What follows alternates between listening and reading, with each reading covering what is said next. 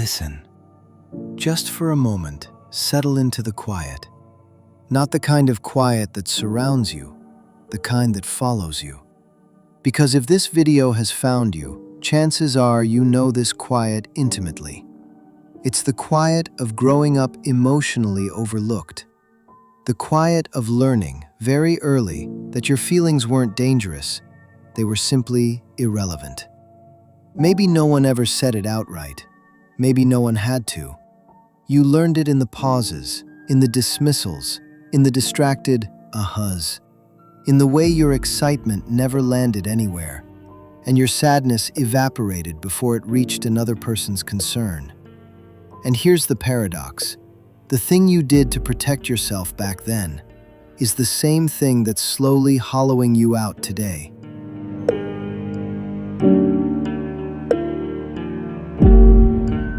You became small to survive, but now you're small in rooms where you should be expansive.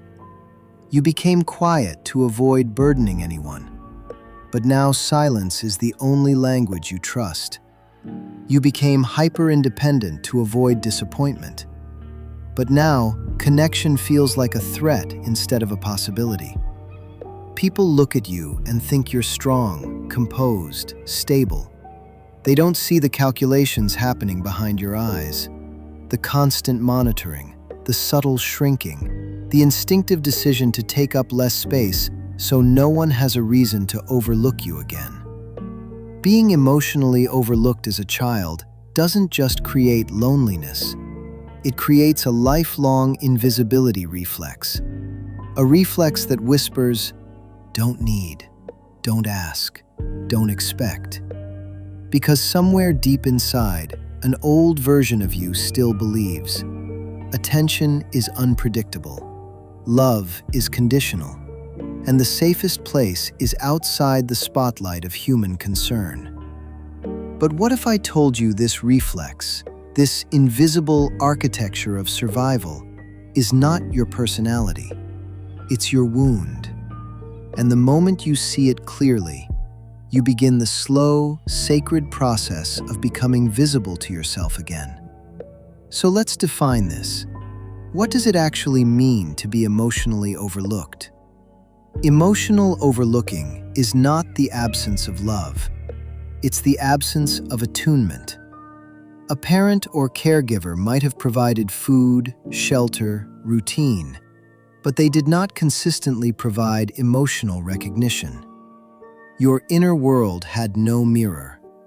Psychology calls this emotional neglect schema, a cognitive and relational blueprint formed when a child's emotional needs are chronically unmet.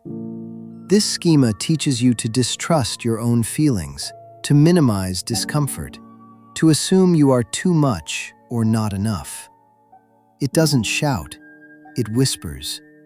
Stay invisible. It's safer that way. Another concept deeply tied to this archetype is avoidant attachment. When emotional bids were met with indifference or inconsistency, you learn to withdraw, not out of defiance, but preservation. Your nervous system adapted by suppressing emotional expression, preferring solitude over the uncertainty of intimacy. It wasn't rebellion, it was strategy. And then there's hypervigilant self-scanning, a subtle but pervasive habit. You constantly check the emotional climate around you. Is everyone okay? Did I say too much? Is someone disappointed? Should I step back? This vigilance becomes so integrated that you mistake it for personality. But it's simply the nervous system frozen in an old defensive posture. Even your default mode network, the brain system responsible for self-reflection, becomes shaped by this early neglect. When a child lacks emotional mirroring, the DMN wires itself around self-blame, quiet shame, and relational detachment. You grow up thinking, my emotions aren't important. My needs inconvenience others. My role is to adapt, not to express.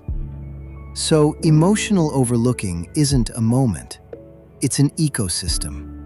A developmental climate that quietly instructs a child to abandon parts of themselves in order to maintain proximity to others. And the effect lasts far into adulthood unless consciously unraveled. There is a grief that doesn't cry, a grief that doesn't speak, a grief that lives like a shadow at the edge of your daily life. This is the grief of the overlooked child, the grief of becoming who you needed to be to survive, while burying who you actually were. Jung once said, "The most terrifying thing is to accept oneself completely." For the emotionally overlooked adult, this is especially profound, because accepting yourself means confronting the truth that no one ever truly knew you. Not because you were unlovable, but because you learned to hide the parts that needed love the most. Let's talk about the emotional cost. You sacrificed authenticity for acceptance. You traded your voice for harmony, your needs for predictability, your vulnerability for survival. And that sacrifice didn't happen once. It happened every day in small, invisible ways. You learned to laugh when you weren't amused. You learned to be low maintenance. You learned to take pride in needing nothing. You learned to disappear without ever leaving the room. And the core fear behind all of this? The fear of being a burden. The fear that your emotions inconvenience people. The fear that your needs will be dismissed, minimized, or ridiculed. This fear infiltrates everyday moments, the hesitation before sending a text, the instinct to downplay your accomplishments, the inability to ask for help even when you're collapsing inside, the urge to comfort someone who hurt you just so the relational tension dissolves. This is the quiet tragedy of being emotionally overlooked. You spend your adulthood comforting everyone except the child you once were. So how does all of this show up in adulthood? Let's make it clear. Let's make it practical. Let's make it recognizable. You might struggle to articulate your feelings because you were never taught that they mattered. Overthink your presence in social situations, scanning for signs you're unwanted. Prefer independence not out of confidence, but out of fear of reliance. Feel deeply misunderstood, even around people who love you. Shut down or go numb when conflicts arise, because emotional intensity feels unsafe. Feel guilt whenever you prioritize yourself.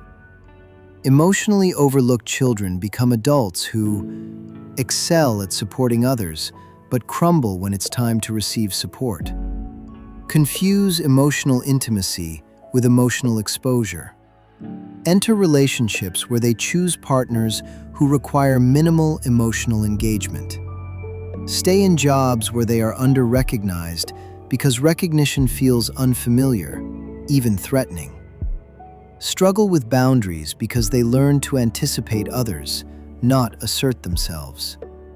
Carry a persistent sense of internal emptiness, not because they lack depth, but because their depth was never witnessed.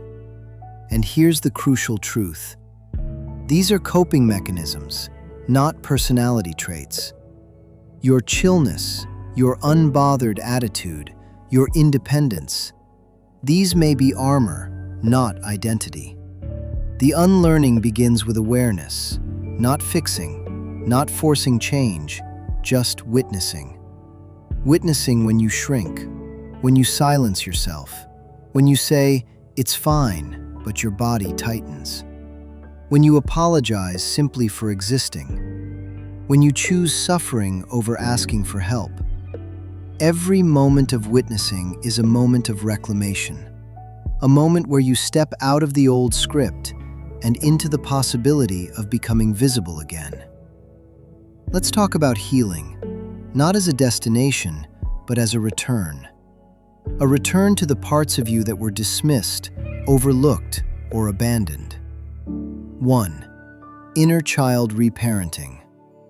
Speak to the younger you with the tone you always needed. Validate their feelings. Let them know they were never too much, they were simply too unacknowledged. 2. Shadow work. Bring curiosity to the parts of you you've exiled: neediness, desire, vulnerability, anger. These are not flaws. They are fragments seeking reintegration. 3. Nervous system regulation. Your brain learned that emotions were unsafe. Breathwork, somatic grounding, and co-regulation practices teach your body that expressing yourself won't result in abandonment anymore. 4. Choosing softness over survival mode. You don't need to earn visibility. You don't need to justify taking up space. You don't need to shrink to maintain peace. Rilke once wrote, "You must give birth to your highest possibility." That possibility begins not when you make yourself bigger, but when you stop making yourself invisible.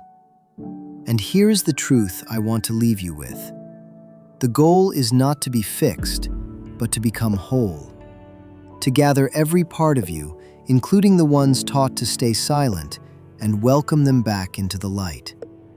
You were overlooked, yes, but you do not have to overlook yourself any longer. If this spoke to you, share your thoughts in the comments. Someone else who feels invisible might see your words and realize they're not alone. And if you want more videos that unravel the hidden architecture of your mind, subscribe. Not for me, but for the version of you that is finally ready to be seen. And I'll see you in the next chapter.